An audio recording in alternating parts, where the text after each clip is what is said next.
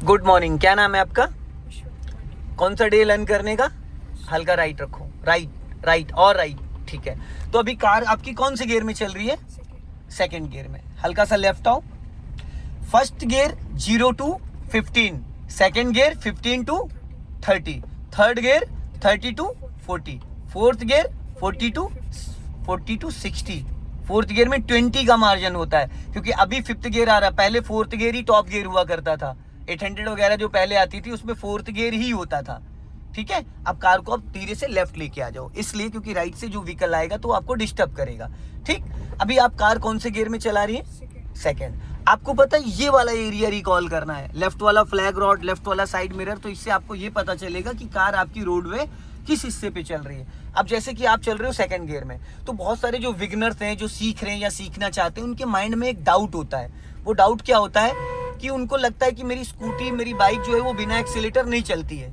हल्का राइट रखना, बस राइट, थोड़ा और राइट और राइट और राइट, बस। अब लेफ्ट आ जाओ।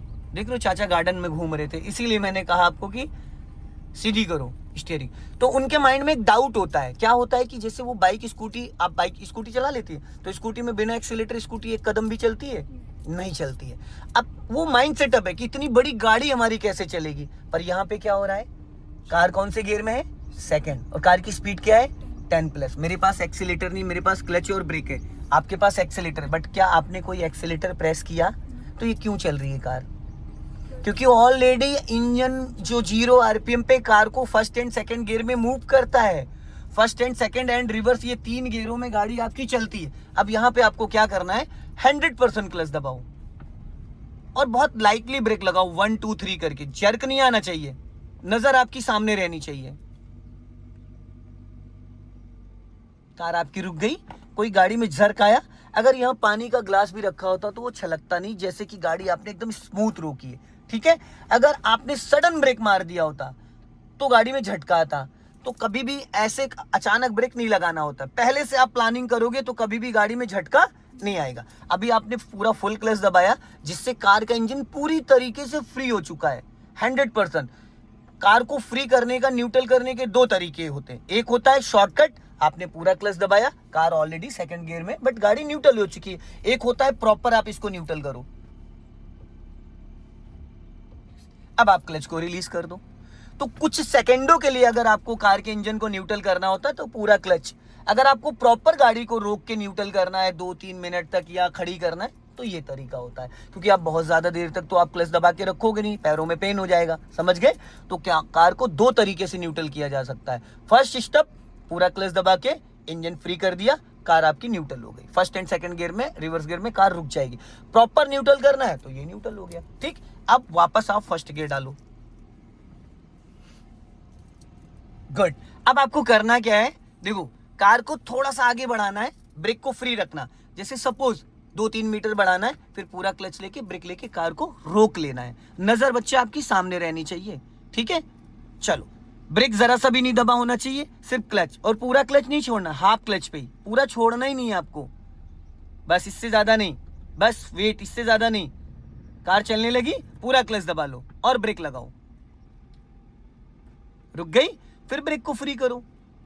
पैर ब्रेक पे ही रहेगा और टच फील रहेगा। शूज इसीलिए हटवाए हैं, शूज में ग्रिप बहुत अच्छे से बनती है, लेकिन जो पैडल का फील है, एक्सीलेटर, ब्रेक, क्लच, तीनों का अलग अलग रोल है। यूज करने का, फील करने का, इस्तेमाल करने का, पैडल को छूने से पता चलता है। ठीक, अब फिर धीरे धीरे क्लच रिलीज करो। आप ज्यादा छोड़ा इसलिए इंजन बुझ गया, देखा? पूरा क्लच दबा के इंजन ऑन करो। देखो होता है क्या है, मैं आपको बताता हूं। जब जो बंदा फर्स्ट टाइम कार चलाता है, जो सारा खेल ही क्लच का होता है। आपको पता है, जो 10 साल से 20 साल से लोग कार चला रहे, लेकिन उनको यही नहीं आज तक पता चल पाया कि उनकी कार बिना एक्सीलेटर पहले, दूसरे और बैक गियर में चल सकती है। और पूरे दिन चला सकते हो, घंटों चला सकते हो, क्योंकि उन्होंने कभी भी पूरी तरीके से कार को गियर में एक्टिव करना सीखा ही नहीं। कार जैसे अभी देखो, धीरे धीरे आप क्लच रिलीज करना। सामने देखो, सामने सूखा तालाब है, बस इससे ज्यादा नहीं। थोड़ा सा 1% और, थोड़ा सा और, बस बस। अब क्लच दबाओ, पूरा क्लच दबाओ और ब्रेक लगाओ। अब देखो क्या हुआ, मैंने आपसे कहा थोड़ा सा क्लच छोड़ो, स्टीयरिंग सीधा करो। मैंने आपसे कहा थोड़ा सा क्लच छोड़ो। होता है क्या है कि जितना आपने क्लच छोड़ा था ना, इससे कम ही क्लच लोग छोड़ते हैं, उससे पहले दबा देते हैं एक्सीलेटर। तो उनको कभी आज तक ये पता ही नहीं चला कि मेरी कार बिना एक्सीलेटर भी चलती। किसी गाड़ी में 30% क्लच छोड़ने पे कार गियर में एक्टिव होती, किसी में 40, किसी में 60, किसी में 90%। अब वो हर गाड़ी का क्लच अलग अलग होता है। जब आज जैसे आप सेंट्रो से सीख रहे हो, कल को आपके पास कौन सी कार है? वैगनार। तो अगर आप वैगनार चलाओगे, हो सकता है आपकी वैगनार में इतना क्लच रिलीज करने में कार आपकी ना चले, तो आपको लगेगा भैया की गाड़ी तो चलती थी, मेरी क्यों नहीं चल रही? तो आपको कम से कम उसको 2-3 बार पहले क्लच को अच्छे से समझना है कि मेरी गाड़ी का गियर एक्टिव कैसे हो रहा है, क्योंकि उसका जो पेंडल है थोड़ा हाइट पे है। समझ गए? तो जितनी गाड़ियां आप चलाओगे सब में आपको क्लच डिफरेंस मिलेगा। समझ गए? तो क्लच को कभी भी इक्वल जब धीरे धीरे रिलीज करते, झटके से नहीं छोड़ते। अब आपको क्या करना है, कार को राइट टर्न कर दो पूरा 90 डिग्री से, पूरा फुल खड़ी गाड़ी घुमाओ, जल्दी जल्दी घुमाओ। घूम गई, इसको बोलते हैं 90 डिग्री। अब आप राइट का सिग्नल दे दिया। अब ब्रेक को फ्री रखना, धीरे धीरे क्लच रिलीज करो, एकदम धीरे धीरे चलो, धीरे धीरे एकदम धीरे धीरे। हाँ, नीचे नहीं देखना है, बस इससे ज्यादा क्लच नहीं छोड़ना है आपको, इतने क्लच पे चलेगी है। हाँ, चलने दो, घबराना नहीं, निकल जाएगी। चलने दो, जाने दो। गुड। अब पूरा क्लच दबाओ, ब्रेक लगाओ, स्टॉप। गुड। अब पहले स्टीयरिंग सीधा करो 1.5 राउंड, ये हाफ राउंड सीधा हुआ है। क्लियर हो गया? यू टर्न हो गई, कोई एक्सीलेटर की जरूरत पड़ी? आपको पता है टर्निंग पे जब हम पूरा स्टीयरिंग घुमाते तो इंजन को पावर चाहिए होता, सीधा सीधा तो गाड़ी चल जाती, लेकिन फिर भी देखो फर्स्ट गियर में पूरी गाड़ी टर्न हो गई और हाफ क्लच पे ही। समझ रहे? सबसे पावरफुल गियर कौन सा होता है? First gear. ठीक है, अब चलो, अब स्टीयरिंग सीधी हो गई, अब धीरे धीरे चलो आगे से, फिर यू टर्न मार के आना है। पहले ब्रेक को फ्री करना, पैर ब्रेक पे ही रहेगा, पैर को हटाना नहीं है। फ्री करने का मतलब जो आपने पैडल प्रेस किया उसको फ्री करो। अब धीरे धीरे क्लच छोड़ो और हल्का सा स्टीयरिंग मेरी तरफ घुमा लो, हल्का सा घुमाओ मेरी तरफ थोड़ा सा, बस इससे ज्यादा क्लच नहीं छोड़ना है। आपको पता है कार का इंजन बंद होने के कारण क्या है? जब विगनर होता है जो, वो जब क्लच को रिलीज करता है तो जब गाड़ी उसकी रेंगने लगती है तो क्लच को वहां होल्ड नहीं करता, वो कंटिन्यूस छोड़ते ही चला जाता है, जिससे कि गाड़ी आपकी एक कदम बढ़ नहीं पाती और इंजन बुझ जाता है।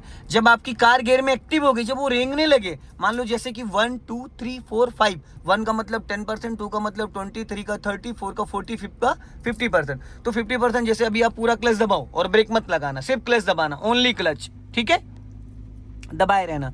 जब अभी आपने क्लच दबाया था तो आपकी स्पीड थी 8 की, ठीक है, प्रति घंटा 8 किलोमीटर। अभी देखना आप 0 हो गई, आपने कोई ब्रेक तो नहीं लगाया, तो ये कार क्यों रुक गई? कारण क्या है बताइए, क्यों रुकी? रीजन क्या है? इंजन से डिस्कनेक्ट, इंजन और गियर का कनेक्शन डिस्कनेक्ट हो गया। तो जो हम लोग का वेट, इस कार का वेट, तो गाड़ी रुक गई। यहाँ पे हमने ब्रेक तो नहीं लगाया। अब आपको करना क्या है कि धीरे धीरे क्लच को रिलीज करना है, एकदम धीरे धीरे, नीचे नहीं देखना है, गलत आदत मत डालो। 1 2 3 करके बस। अभी आपने वापस क्लच दबाओ पूरा, अब फिर धीरे धीरे क्लच रिलीज करो। सिर्फ कार चलाना नहीं, बस इसको एक्टिव और डीएक्टिवेट करना है। एक्टिव हुई, फिर पूरा क्लच दबाओ, फिर एक्टिव करो, फिर पूरा क्लच दबाओ। ये जो झटका आ रहा है, इससे ये पता चल रहा है कि हमारे कितने क्लच रिलीज करने पे हमारी गाड़ी गियर में एक्टिव होती है। अब अभी जब क्लच दबाया, अब काउंटिंग करो अपने मन में ऐसे 1 2 3, ऐसे 1 2 3 के हिसाब से क्लच रिलीज करना, तो आपको पता चल जाएगा कि कितना क्लच रिलीज करने पे गाड़ी गियर एक्टिव हो रही है। वापस क्लच दबाओ, काउंटिंग करते हुए क्लच रिलीज करो।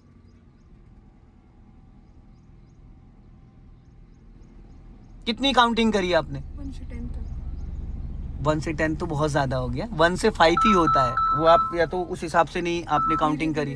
धीरे धीरे वापस क्लच दबाओ और ब्रेक लगाओ बहुत लाइटली, फिर ब्रेक को फ्री करो, फिर धीरे धीरे क्लच छोड़ो। बस इसको बोलते हैं 1 2 3। 30% 40% क्लच आप रिलीज करते हो, कार आपकी गियर में एक्टिव हो जाती है। पूरा क्लच दबाओ, हल्का सा ब्रेक लो, गुड, ब्रेक को फ्री करो, फिर धीरे धीरे क्लच रिलीज करो। जैसे ही कार आपकी गियर में एक्टिव हो, बस क्लच को उतने पे होल्ड कर लो, जब तक कार आपकी 2-3 मीटर ना बढ़ जाए, बचा हुआ क्लच रिलीज नहीं करना, एज ए विगनर। ठीक, अब वापस क्लच दबाओ, ब्रेक लगाओ, ब्रेक लगाओ। अब मान लो आप किसी ट्रैफिक में कार को ड्राइव कर रहे हो, जहां पे ट्रैफिक है, भीड़ है, लोग 1-1 फीट बढ़ा रहे हैं, तो अब जैसे ही आप हाफ क्लच रिलीज करोगे, हल्का एक्सीलेटर ले लो, एक्सीलेटर के साथ क्लच छोड़ो, एक्सीलेटर के साथ क्लच छोड़ो, एक्सीलेटर लो हल्का सा, अब हल्का लेके रखो, ज्यादा नहीं, हल्का हल्का सा। अब क्लच छोड़ो थोड़ा सा, बस इससे ज्यादा क्लच नहीं, बढ़ गई, समझ में आ गया। जब हम कभी बम्फर टू बम्फर कार को चला रहे होते तो वहां पे हमें इसकी प्रैक्टिस करनी होती, अब हमें सीधा चलना है, ठीक है, समझ में आ गया। सो दोस्तों इस वीडियो को ज्यादा से ज्यादा शेयर करें, कमेंट में जरूर बताएं कि वीडियो कैसा लगा। अगली वीडियो में फिर मिलते हैं। जय हिंद, वंदे मातरम।